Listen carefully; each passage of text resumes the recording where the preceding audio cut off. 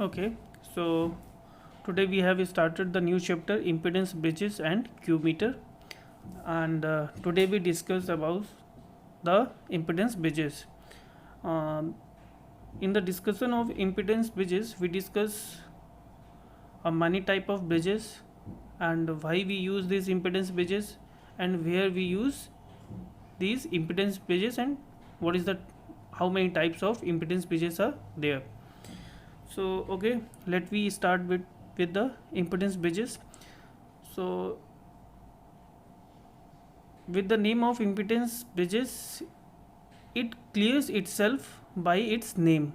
What is the name? Impedance bridges means for the measurement of impedance these bridges are used.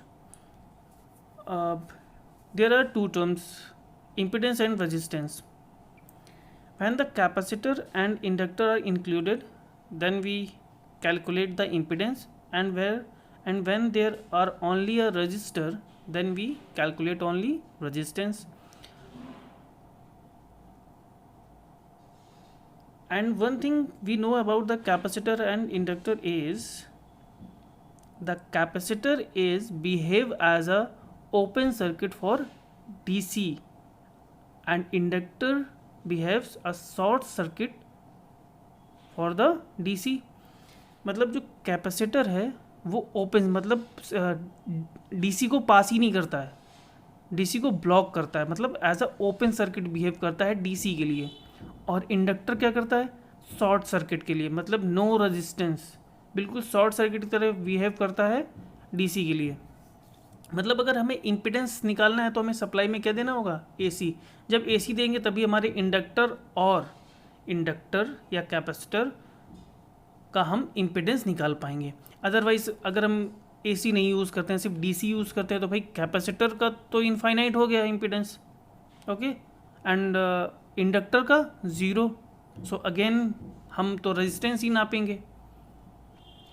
In case of DC, we always calculate the resistance. Okay, when we supply AC current, then there is a possibility to calculate a impedance. If there is a resistance and if there is an inductance and capacitance, then we calculate impedance. Otherwise, if only resistance are there, then we calculate the resistance. Okay, so that is the difference between resistance and impedance. Both are actually a same. Okay, so ठीक है, discuss करते हैं आगे. अब हम start करते हैं अपना इम्पिडेंस ब्रिजेस. देखिए ये थ्योरी में जैसे लिखा हुआ है इंट्रोडक्शंस, है ना. रेजिस्टेंस और इम्पिडेंस का एक्यूरेट और प्रिसाइज मेजरमेंट करना हो तो ब्रिजेस सर्किट का यूज़ किया जाता है. देखो हम जब हमें रेजिस्टेंस कैलकुलेट करना था तो हम इससे पहले मल्टीमीटर का यूज़ कर रहे थे.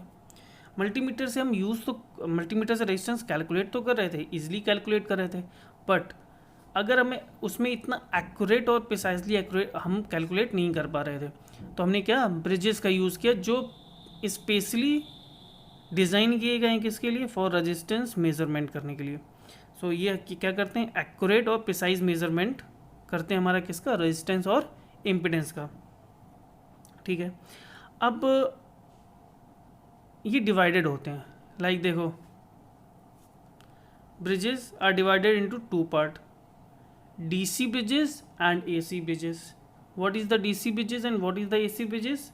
DC bridges means when we supply the DC current.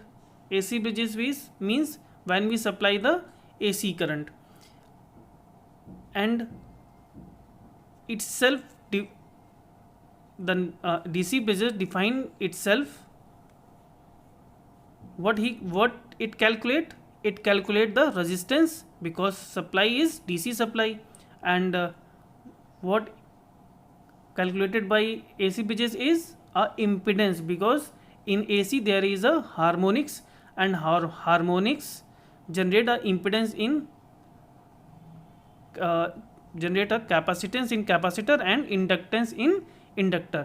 मतलब जो डीसी सर्किट होता है, जो डीसी होता है वो उसमें हम जब डी सप्लाई करेंगे तो सिर्फ रेजिस्टेंस मेजर कर सकते हैं, बिकॉज बताया था कि डीसी सप्लाई के लिए जो कैपेसिटेंस होता है वो क्या होता है? इनफाइनाइट होता है, और इंडक्टेंस क्या होता है? ज़ीरो होता है. तो इनका फिर कोई वैल्यू नहीं रह गई. सीधे इनफाइनाइट और ज़ीरो, तो कैलकुलेशन की कोई वैल्यू नहीं रहेगी। इसलिए डीसी, जब भी हम डीसी सप्लाई करेंगे तो क्या मेज़र करेंगे, रेजिस्टेंस, और एसी जब सप्लाई करेंगे तब हम क्या करेंगे, impedance, resistance plus capacitance plus inductance. Okay, ये तीनों मिला के कैलकुलेट करना पड़ता है, उसे क्या कहते हैं हम, इम्पिडेंस कहते हैं। ओके, इसमें क्या कैलकुलेट करते हैं, सिर्फ आर रेजिस्टेंस, और इसमें क्या करते हैं, R plus inductance plus capacitance. ठीक है, ये तीनों यूज़ करते हैं। अब देखो डीसी ब्रिजेस यूज़ करने के लिए हमारे, अब देखो जैसे हमें रेजिस्टेंस मेजरमेंट करना है तो रेजिस्टेंस मेजरमेंट भी तीन रेंज के, कौन कौन से range, small resistance, medium resistance and large resistance. तो देखो लार्ज रेजिस्टेंस का मतलब क्या होता है, mega ohm. Mega ohm resistance मतलब more than one mega ohm. तो जो मेगा ओम रेंज के रेजिस्टेंस होते हैं वो किससे कैलकुलेट करते हैं हम, उनको किस में काउंट करते हैं हम, हाई रेजिस्टेंस में। और जो 1 मेगा ओम से कम हो लेकिन 1 किलो ओम, वो सॉरी 1 ओम से ज़्यादा और मेगा ओम से कम, उनको क्या करते हैं, मीडियम रेजिस्टेंस। और वो रेजिस्टेंस जो 1 किलो ओम से कम के होते हैं, 1 किलो ओम, वो क्या कहलाते हैं, लो रेजिस्टेंस। तो इसमें देखो अगर हमें मीडियम रेजिस्टेंस कैलकुलेट करना है तो कौन सा ब्रिज यूज़ करेंगे, व्हीट स्टोन ब्रिज। अगर लो रेजिस्टेंस कैलकुलेट करना है तो कौन सा ब्रिज यूज़ करेंगे, केल्विन ब्रिज। और हाई रेजिस्टेंस यूज़ अगर कैलकुलेट करना है तो कौन सा यूज़ करेंगे, मैगर्स ब्रिज। ठीक है ना, ये हमारी तीन रेंज होंगी, रेजिस्टेंस के हिसाब से हम ब्रिजेस का इस्तेमाल करेंगे। अब आते हैं हम एसी ब्रिजेस में। एसी ब्रिजेस में भी देखो अगर हमें इंडक्टेंस कैलकुलेट करनी है मेनली तो हम क्या करेंगे, मैक्सवेल ब्रिजेस और हे ब्रिज। देखो और भी ब्रिजेस होते हैं मतलब, लेकिन हम मेनली, मैं बस एक चार्ट बता रहा हूँ, थोड़ा डिफाइन कर रहा हूँ, तो सारे ब्रिजेस नहीं लिखे हुए हैं। इस इंडक्टेंस कैलकुलेट करने के लिए कई सब और भी ब्रिजेस होते हैं, कैपेसिटेंस के लिए भी और कई होते हैं। तो अभी सिर्फ एक अनुमान, एक अंदाज़ा, ठीक, कि आपको थोड़ा नॉलेज हो, introduction about the bridges. Self inductance bridges मतलब इंडक्टेंस कैलकुलेट करने के लिए क्या, Maxwell bridges and Hay's bridges. For capacitance Schering bridges are there, and frequency calculate करने के लिए वीन ब्रिज का इस्तेमाल करते हैं। तो ये सब कौन से थे, एसी ब्रिजेस थे। तो ये कैटेगराइज है ना। तो देखो आगे यहाँ पे पढ़ते हैं, हम कहाँ पे थे, इफ़ यदि रेजिस्टेंस मीडियम रेंज का है तो व्हीट स्टोन ब्रिज का यूज़ किया जाता है। If resistance are very low resistance, very low resistance मतलब less than 1 ohm, then we use Kelvin bridge. Okay, अभी हमने देखा है। यदि रेजिस्टेंस का मान बहुत अधिक हो, वेरी हाई रेजिस्टेंस मतलब मेगा ओम रेजिस्टेंस है, तो मैगर का प्रयोग किया जाता है। ब्रिजेस दो प्रकार के होते हैं, कौन कौन से, AC bridge and DC bridge. Wheat stone तथा केल्विन ब्रिज डीसी ब्रिज कहलाते हैं। देखो व्हीट स्टोन ब्रिज तथा केल्विन ब्रिज किसके अंतर्गत है, डीसी ब्रिजेस के अंतर्गत हैं। ठीक, यदि फ्रीक्वेंसी रिलेटेड कंपोनेंट मतलब फ्रीक्वेंसी रिलेटेड मतलब ऐसे कंपोनेंट जिसमें अगर हार्मोनिक्स की वजह से इम्पीडेंस जनरेट होता है, जो कैपेसिटर है और इंडक्टर है वो इंडक्टेंस किसके लिए शो करेंगे, हार्मोनिक्स के लिए, है ना। तो हार्मोनिक्स के लिए वेरिएबल रेजिस्टेंस करेंगे, वरना हर कैपेसिटर का इनफाइनाइट ही होगा डीसी के लिए, तो है ना, तो कोई मतलब नहीं रह जाएगा। तो वो लोग किसके लिए एक्टिव होते हैं, मेनली फॉर हार्मोनिक्स।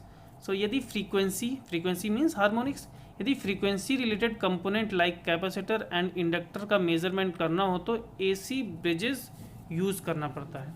ठीक है ना, अगर कैपेसिटर और इंडक्टर है तो हमें एसी ब्रिजेस का यूज़ करना पड़ेगा, क्योंकि डीसी में हम यूज़ नहीं कर पाएंगे। ओके, पड़ता है Schering bridge, Hay's bridge, Maxwell bridge, Wien bridge आदि ब्रिजेस का यूज़ करते हैं ना। यही तो है कौन से हमारे एसी ब्रिजेस। भाई जो हमारे अगर फ्रीक्वेंसी भी कैलकुलेट करनी है तो जब तक हार्मोनिक्स नहीं होगी, मतलब फ्रीक्वेंसीज नहीं होगी हमारे इनपुट सिग्नल्स में, देन हम कैसे यूज़ कर पाएंगे, फ्रीक्वेंसीज भी नहीं हम कैलकुलेट कर पाएंगे। तो ये सब किसके लिए, ये सब एसीज के लिए हम यूज़ कर सकते हैं। तो ये हमारा था all introduction about the bridges which we will read in next lectures. So in next lecture we start the Wheatstone bridge. What is the Wheatstone bridge? Actually it is the basic bridge, and with reference of Wheatstone bridge we learn all other bridges. ठीक है, so okay. Thank you class.